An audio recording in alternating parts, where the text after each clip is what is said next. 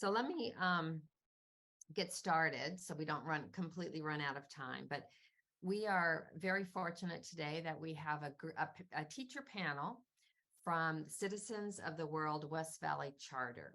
And as I said, they are in school right now. But we have with us today Chris Carpina, who is a first grade lead teacher. He's a first generation Filipino American. He holds a preliminary multi-subject teaching credential, and he's worked in the education field for the past 12 years and is a founding staff member at CWC West Valley. So welcome, Chris. We also have Caitlin McCracken, who is the education specialist teacher, what we used to call special education teachers. She's been working with young children for 10 years. She's worked at UCLA in research labs, testing interventions for autistic children for several years before she went back for her master's degree in special education. She's also finishing her BCBA certification. And she's been at CWC for the last 3 years. And let's see, Paola Santiago is here. It's Paola. It's Paola. Yeah. Know that I mispronounce all names. Sorry, Paola. She's a transitional kindergarten lead teacher. She's taught TK first grade for the last 9 years, and she identifies as neurodivergent herself. And so she's familiar with the highs and lows of school for students, parents, and teachers. So very valuable member of the teaching team. We also have Quinn Tran, who's a kindergarten lead teacher. I'm not sure if she's on yet, but she'll come on. She's the founding lead teacher at CWC West Valley. She has over 18 years of teaching experience in primary and secondary grades. She has a master's degree in teacher leadership. She also holds a multiple subject teaching credential and is a national board certified teacher. So really thrilled to have all of our teachers with us today. So I'm going to ask you all some questions. So CWC is a very unique charter school in the system. It's a full inclusion school. You guys have several neurodivergent children in each of your classes, right? So when you think about your classroom, what kinds of skills in elementary school do you feel are necessary for your children to be successful in the grade that you teach? So particularly your neurodivergent children, but I'm sure you're thinking of all of the students in your class. So who wants to start? For TK, some of the kind of beginning self-regulation skills is always really helpful. Just learning how to stop and take deep breaths is really probably the most important when you're 4 and 5 years old entering the school, where there are a lot of sensory input. It's very loud, and there's lots of children, familiar and unfamiliar smells. And just that one skill will totally have a huge impact, just learning to take deep breaths and slow down. Good advice. Chris, do you have? So I guess for in the first grade classroom, obviously that's when we get a little bit more on the instructional side versus like also because in kindergarten they're definitely learning like how to be students in the school, while first grade that first introduction into the instructional side of things. So I think it definitely takes, again, like what Paula said, also patience. So kind of like navigating the strong feelings that they're experiencing. But I also believe that building connection is also really important too. So like building on their interests. So maybe this student particularly like this kind of book genres, or this student particularly like this kind of game. So just kind of like noticing those interests and tying into the day. You see a spark in their eyes. They're like, "Oh, I'm ready to learn. I know all about that. I'm ready to go." So just kind of understanding, learning about them, and really like talking to them really makes a big difference too. Great. Katie, what do you think about because you have quite a few on your caseload of kids with autism in particular? Yeah, I mean, I think, each individual student is so different. So it's hard to say like there's one particular thing that's needed. I think the self-regulation, and then also Chris and Paola both do a really good job of just making sure that, you know, everyone's included in their classroom. I think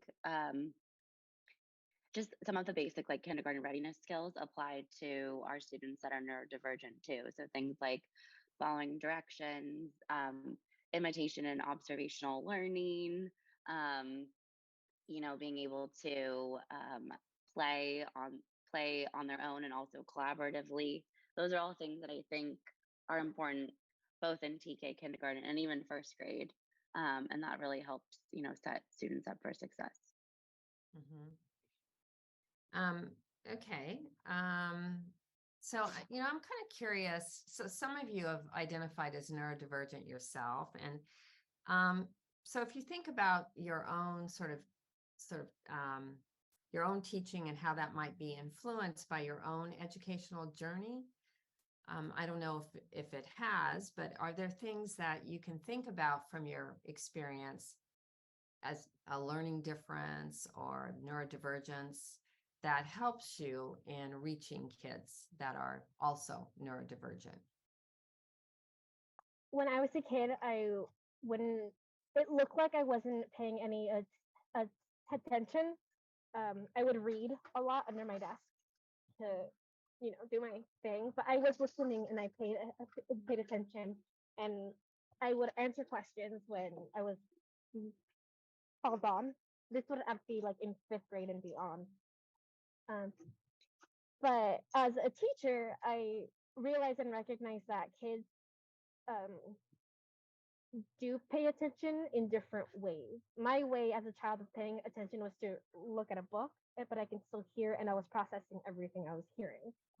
For the kids in my class, I come with the understanding that sitting up straight, facing forward, and eyes on me isn't always the way a child will stay focused. Some kids need to lie down, and that's okay. Some kids need to like fidget with something, and that's okay. And providing, I think, options for that aren't sit up straight, look at me, pay attention in that way is um I learned that from firsthand experience. Mm-hmm. Yeah, that's really interesting because don't teachers always say, sit up straight, look at me, eyes on me?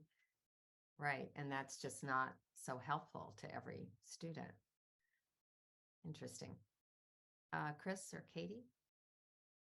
Yeah, so I'm also classified as neurodivergent myself. So growing up with Asperger's syndrome since I was like 4 years old, like diagnosed with it. So definitely have that same pressure of like the social aspect of it, just kind of keeping to myself. I didn't really talk to anyone until I was like 5 years old. Even during school time, I just kind of kept to myself. And like I would have like adults really prompt me like what to do because I just wasn't sure what we're supposed to do socially. So I guess growing up and kind of using my experience in my own teaching style, I also believe in the flexible style of teaching. So, especially in group work, because I understand where sometimes kids feel more comfortable working by themselves or kids feel more comfortable working with partners. So, anytime I send them off to go work independently, it's like I give them the option to like whether match link up with a partner that they will like or work on their own. And even just those who are like really just kind of feeling like they're all on their own, I always also make sure to check in on them like, oh, so how are you doing? And just kind of like just talking to them. I think that socially kids don't really get a chance to talk a lot just because it's always instructional, go, go, go. Listen to what the teacher says versus, oh, let me learn about you and like how can I help you as a student in your own style? Like how can I help you support you basically? So both socially and instructionally. So I guess I just like flexibility and not setting a high expectation where they feel the pressure of learning in school. Because I always believe like just show me like as long as you're doing your best and you're showing me what you can do, you're good with me. That's great. And I see Quinn is coming on now. Hi, Quinn. Sorry, I know Hi, that I am so sorry. I was no just problem. You're teaching. I get it. You're teaching. So it's, you know, things don't always line up. We were just talking about I was curious if you identify as having a different learning style yourself, or you're neurodivergent, and whether or not that, and your own kind of journey through education. I mean, all of us have gone through schools, right? Or schooling, and how that influences your teaching now as a teacher, if it does. So growing up, I was an English learner. My parents were refugees. And so when they came to the States, they did not know the English language. And even though I was born in the States, I did not get the home support that I needed to be fluent in English. And so I struggled as a child.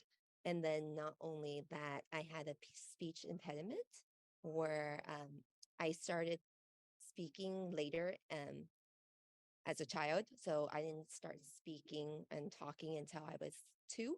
And so I know with my speech, I tend to substitute sounds. And so it was a struggle for me just because learning phonics and learning words was something that I struggled as a child. Yeah. So how does that make you kind of think about your classroom and how you teach then? So when working with students, I know that one thing I do is really pay attention to how they speak, and I notice if they're producing sounds correctly or not. And then not only that, I am an advocate for English learners, and so I use a lot of English um, language development in my class, where I help my students to develop the language that they need to achieve as a learner. Yeah, it's great. And then, of course, Katie, you have kids with all kinds of different kinds of learning styles, and you're trying to integrate them into any of these teachers' classrooms, right? Yeah, I mean, I think that all of our teachers at our school do a really good job of, being flexible and really trying to work with each individual student, regardless if they're neurodivergent or not.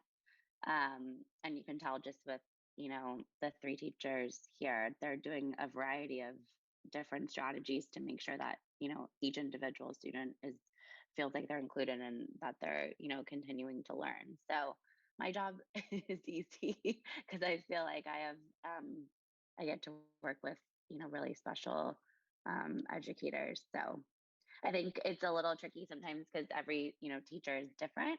And so every classroom is different. And so that's, one of my jobs is to try and, know how a teacher teaches and how they set up their classroom and how best to support a student who is neurodivergent in that class. Right. So you have to be doubly flexible I with the teacher, try. with the classroom, with the kid, et cetera. Okay, so we just have a few minutes left, and I'm curious if you all have like recommendations for parents who wonder about the kinds of skills that their child needs to be successful in school. And if you could talk to parents and you could ask them, or help them to prepare their student to come into your classroom, what would you say to them? What's a really important skill? I would say for the parents to be open to trying as many things as they can, from like having headphones on in public spaces to using a chewy, like whatever works for the child to cope with the newness and the sensory input that they're going to have at school. Just give it a try, be open with it. um it doesn't look look typical, but it's for your child to help them. For example, I as an adult, I'm trying to get more at ease with headphones in public spaces because I do get overwhelmed by noises and sounds.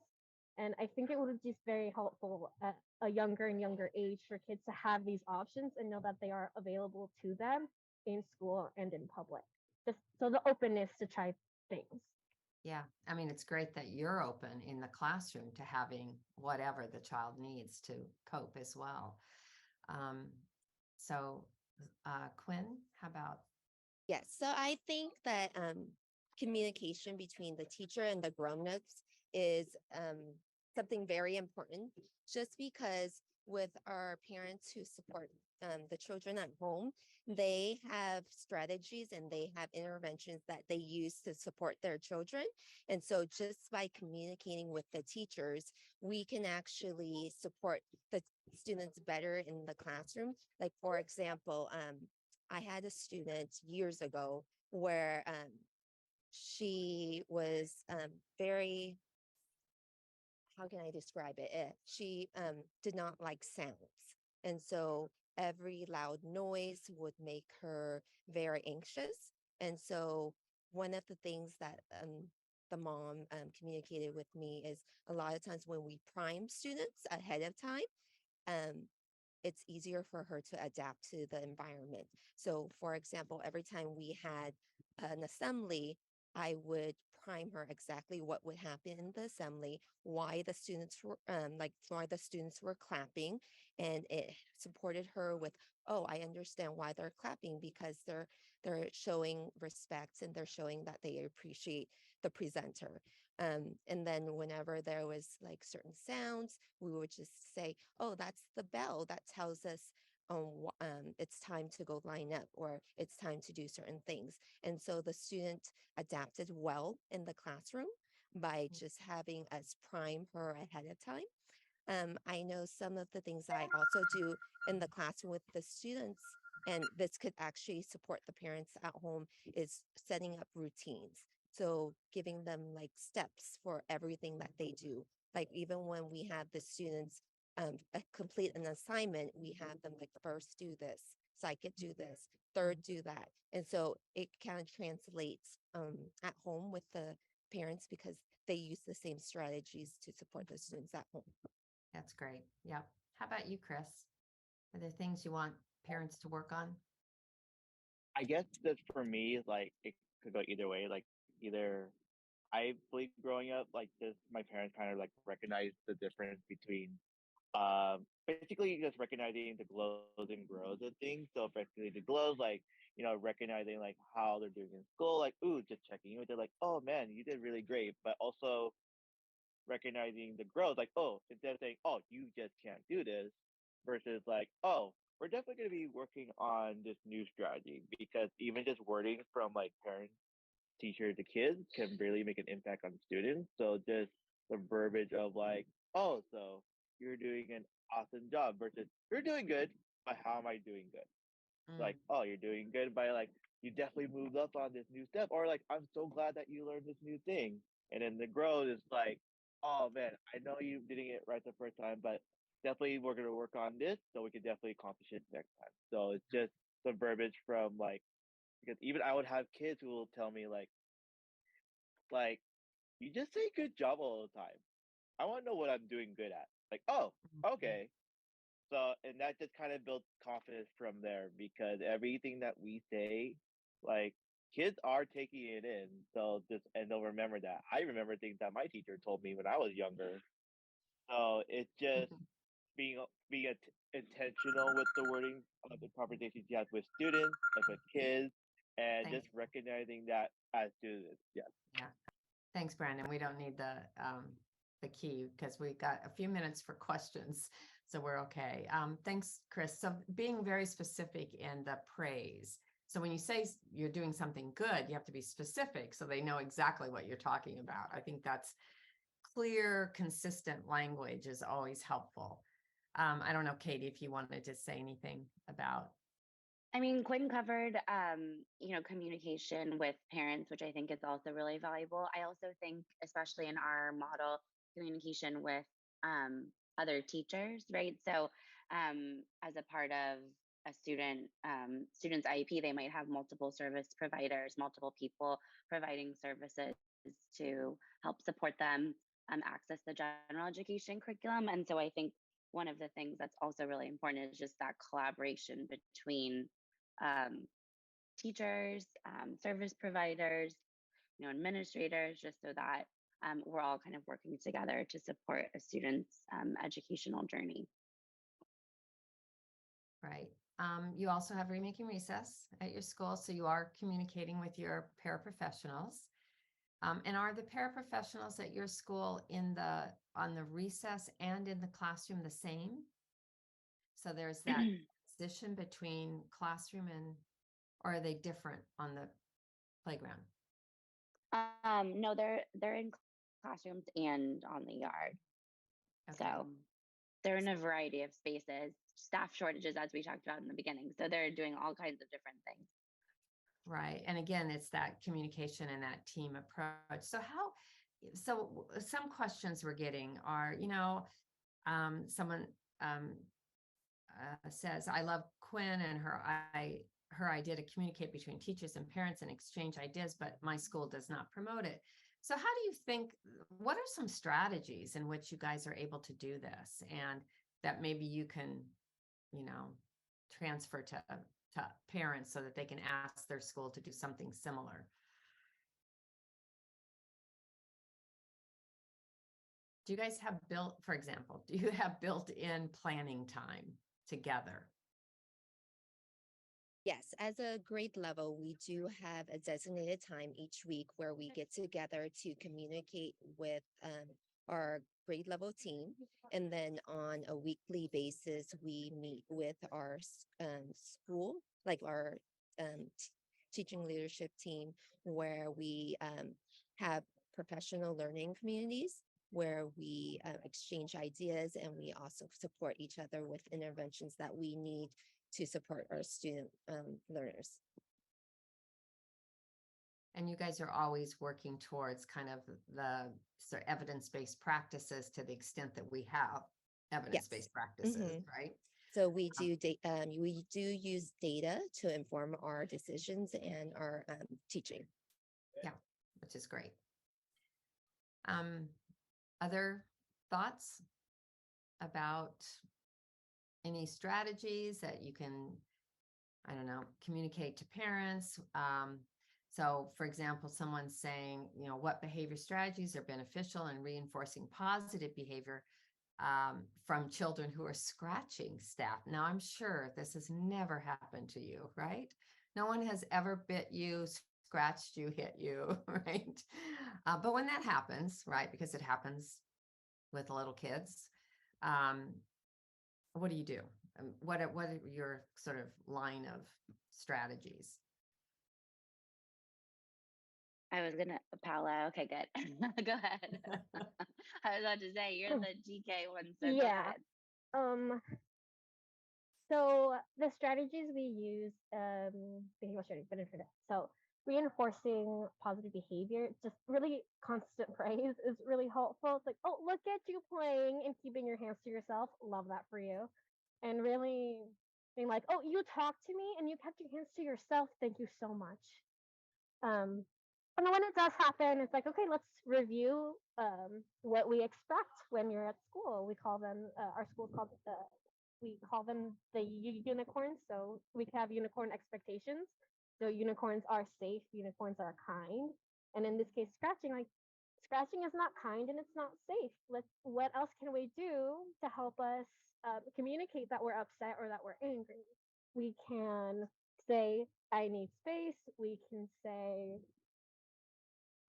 we can go to the calm corner and use a poppet, and it's like redirecting the energy, because if they're angry or upset, they have that right to be angry and upset. It's teaching them what to do, explicitly teaching them what to do when those feelings do happen, and it might keep happening. It's very it's the age and it's the strategies that's most effective for them to scratch. And so just reinforcing, like, I know this works for you, but this hurts my body, so let's find you a way that doesn't hurt you or me. Right. Someone else is asking about how do you support students who have severe intellectual disability and limited verbal abilities with social interactions within the classroom and the playground? And I know you have a variety of students at your school. I don't know, maybe this is a question more for Katie. I don't know. Yeah, so I work with an inclusion teacher who looks over sort of more of the students that have multiple disabilities, including more limited language and are typically on alternative curriculums. And we have a variety of different strategies that we use to try and include them in everything. um, so some of it might be like adaptive equipment, but also, just setting up the expectations in our classrooms that every student is a part of the classroom. And so a lot of our students, like for example, will push one of our students in their adaptive trach on the yard. They might position that particular student by the playground because she likes watching the students go up and down on the monkey bars. We also make sure that we're using a variety of multimodal communication for those students. So they have speech generating devices, but they also have low tech options, can use a variety of means of communication. And we're providing that, across not only in the classroom, but, during recess and lunch as well. So they're able to communicate in a variety of ways. We've also done a lot of social emotional lessons on differences for everyone, right? So looking at racial and ethnicity differences, cultural differences, as well as neurodiversity. And so a lot of the students, if not all of them, have had lessons about, the particular speech generating devices that those students use. So they know that that's their primary mode of communication. Great. Okay, so last comment is that someone's asking if an autistic child picks up more stressful behaviors at school, would it be good to remove the child? And I bet your answer is no, because you're going to work through that, right? You're going to make sure that everyone's going to have success. I see all the teachers going, yes, yes, yes. And we are now really out of time, and I promised you all I would only keep you 30 minutes. So I'm going to let the teachers go back to doing their jobs, which, we are so thankful for you because you are examples of excellent teachers. We all want our children to be with excellent teachers. So thank you so much for participating. Thanks. Bye.